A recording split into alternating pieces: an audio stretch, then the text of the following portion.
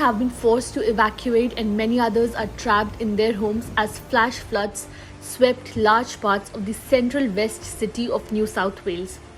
Emergency workers in Australia have rescued hundreds of people, some from rooftops and trees, as rapidly rising floodwaters in the state of New South Wales cut off towns and inundated homes, farms, highways, and bridges.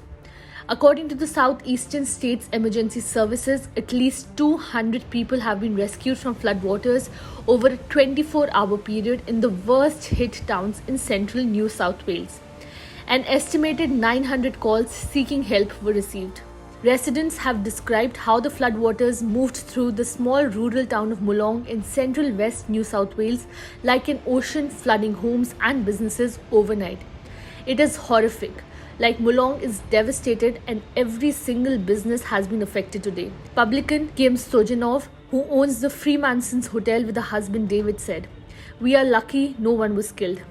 The New South Wales Rural Fire Service said that its helicopters saved nearly 70 people, some of them found clinging to the branches of the trees and trapped on rooftops.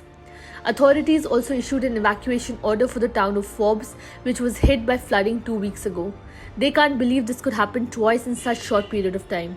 The town's mayor Phyllis Miller told ABC television, "I'm an optimist in my life, but this is really heartbreaking." Officials said that about 600 properties in Forbes will likely be flooded, with the Lachlan River set to match levels hit during a severe flooding event in 1952. It is the fourth major flood to hit Eastern Australia this year. The crisis have been caused by a rare multi-year La Nina weather phenomena which brings above average rainfall to Eastern Australia. The federal government will deploy an additional 100 defence personnel for relief efforts. Volunteers from New Zealand have arrived and New South Wales has also sought help from the United States and Singapore.